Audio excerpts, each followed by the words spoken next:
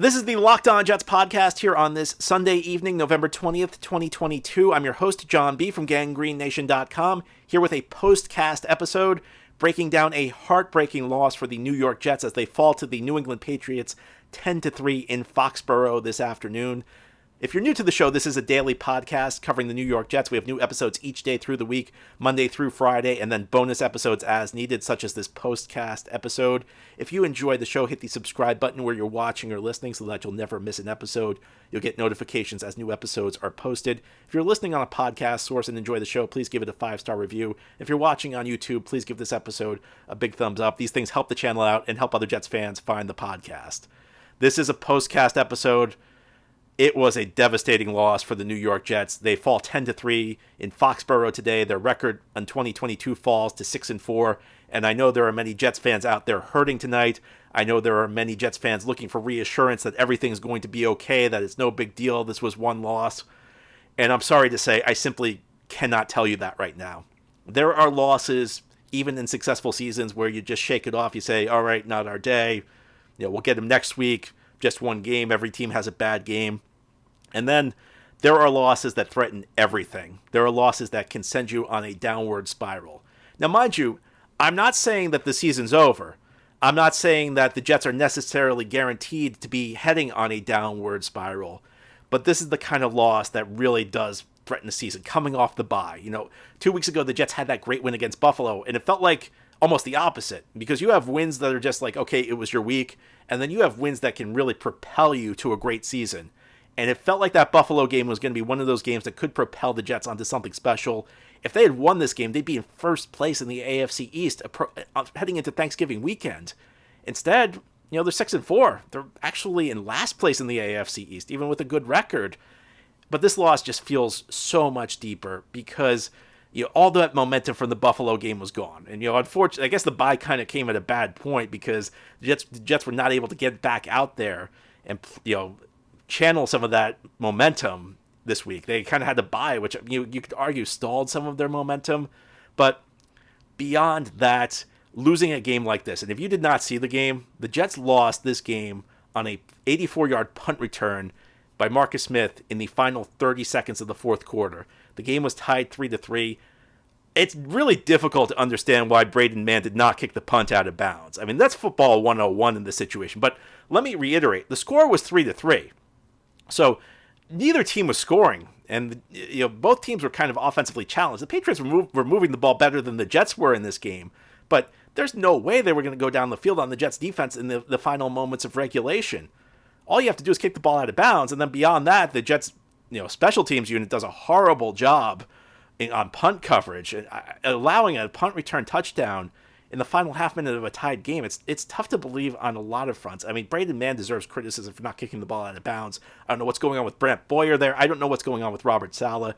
Everybody's got to take some heat for that. But I think if we're being fair, this game was not lost primarily on that punt return. This game was lost by the offense. And you hate to say it, this game was primarily lost by Zach Wilson. I wish I could tell you something else, but Zach Wilson was dreadful in this game. 9 of 22, 77 yards. That's just not good enough. You can blame. Listen, there were other culprits in this game. The offensive line is down 3 starters. I mean, they're playing guys who are third stringers. They're playing a couple of guys who weren't even on the team at the beginning of training camp on this offensive line. And that's fair. Maybe it wasn't a great day for some of the skill players. But Zach Wilson, I mean, he's struggling to do basic things right now. I mean, how many times in this game did he have a guy open in the flat where he just airmailed it? I mean, there were a couple easy interceptions that were dropped in this game. And it's very tempting to blame the wind. But, here's the thing. On the other side, you had a quarterback in Mac Jones who completed 23 of 27 passes. You could say maybe the wind made a couple balls sail, but did not seem like it was a problem for Mac Jones hitting open receivers. It really did not.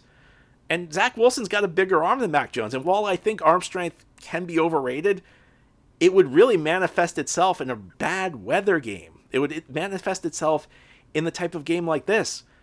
And, I think you have to say, if you're a Jets fan, the last 2 years, you've been looking for any pathway where you can figure out Zach Wilson's on track. You've been looking for any sort of evidence and you just buy into it. You say, okay, Zach Wilson's on track. He's going okay. Or he played all right in that game. If he can channel that more consistently, we've got something here. We're at the point a year and a half in, it's really becoming difficult to say that Zach Wilson's where he needs to be. He's just not. And the Jets really had some great opportunities in this game. I mean, this game was an opportunity. It was a bad weather game. It was a second time you're playing a divisional opponent. This is the type of game where if you win it and you get to 7-3 and in first place, you're almost home free. And now Jets are 6-4, and they got some tough games. And this is part of the problem. They got some tough games, some tough road trips the second half of the season. I mean, they got to go to Buffalo. They got to go to Miami. They got to go to Minnesota. They got to go to Seattle. Now, I'm not counting them out of any of these games, but I think losing this game makes the rest of the season look dramatically different than you'd feel if the Jets had won this game and they split with the Patriots and they were 3-1 in the toughest division in the NFL. Now they're only 2 games over 500, and their spot in the playoffs, their ability to end this 12-year playoff drought is now threatened. And unfortunately, I think you got to look at the quarterback as the number one culprit. And we'll talk about Zach Wilson a little bit more as we continue this episode recapping the Jets losing to the Patriots on Sunday to fall to 6-4. This episode of Locked On Jets is brought to you by Total Wine & More. I'm sure many Jets fans need wine after the way that game ended. And this holiday season, you can find what you love at Total Wine & More. With so many great bottles to choose from, it's easy to find a new Cabernet or Chardonnay, or the perfect gift for everyone on your list, with some help from a friendly guide. And with all the confidence of knowing you found something special for the lowest price, love what you find. Only at Total Wine & More. Curbside pickup and delivery available in most areas. Visit TotalWine.com to learn more. Drink responsibly, be 21. This episode of Locked On Jets is brought to you by Turo. Turo is the world's largest car-sharing marketplace. With Turo, you can book any car you want, wherever you want, from a community of local hosts. Browse a huge selection of vehicles for just about any occasion or budget across the US, UK, Canada, and coming soon to Australia. Book a spacious SUV or minivan for a family road trip. Get a classic or luxury car for a special event, birthday, or holiday. Find affordable economy cars if you're on a budget and just need to get from point A to point B. Test drive that new electric vehicle you've had your eye on to see how it fits into your everyday life. Many Turo hosts can even deliver the car right to you. And every trip is backed by liability insurance. Terms, conditions, and exclusions apply. Forget boring rental cars and find your drive at Turo, Turo.com. This is the Locked On Jets podcast here on a POSTCAST episode after the Jets lose just a devastating game to the New England Patriots. New England beats the Jets 10-3.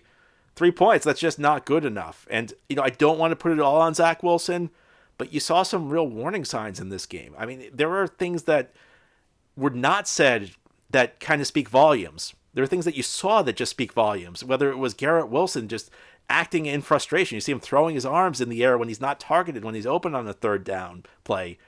But more than anything, there was a sequence near the end of regulation, near the end of the game, that really, I thought, spoke volumes. We have to talk about how the Jets got to punt in that situation, because the Jets lost this game on a punt return in the last half minute. They got to that point because it felt like they were pretty much just running the clock out. It did not feel like they were trying to score. The game's tied 3-3. There's less than 1 minute to go in the game, and the Jets essentially are bleeding the clock. The Jets are playing for overtime.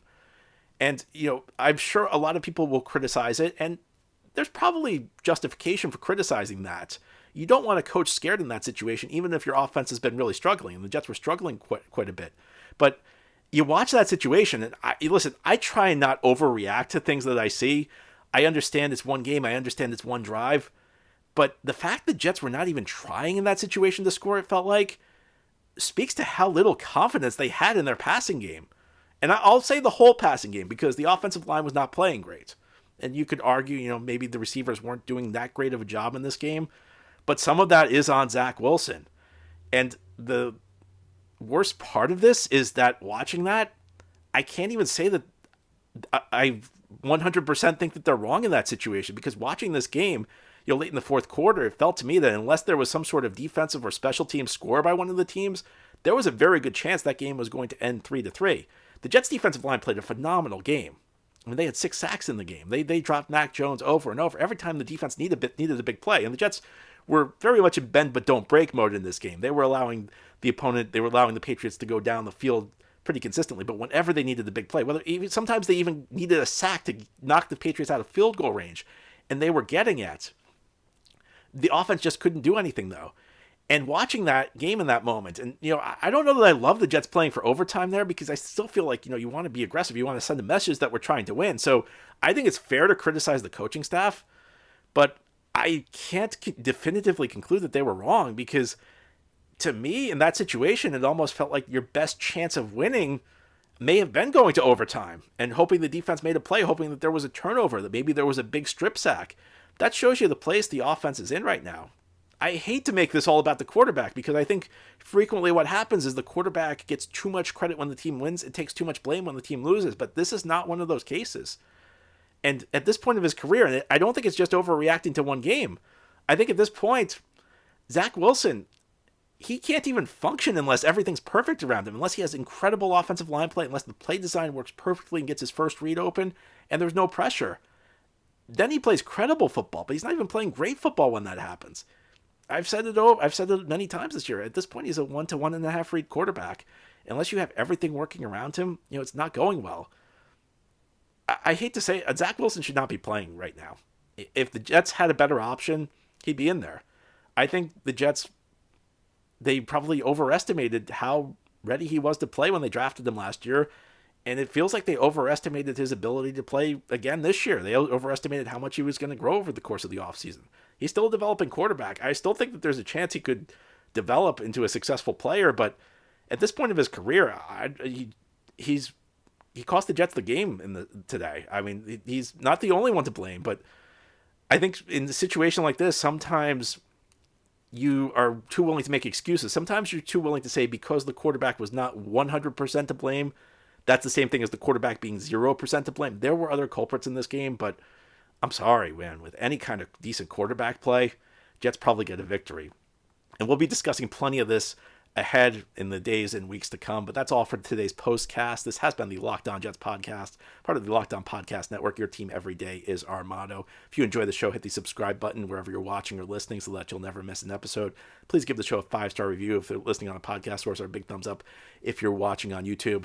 I'll be back tomorrow with our regular Monday show. We'll have a much more in-depth game recap. Try and enjoy your evening. Tough loss today for the Jets as they fall to the Patriots 10-3 in Foxborough.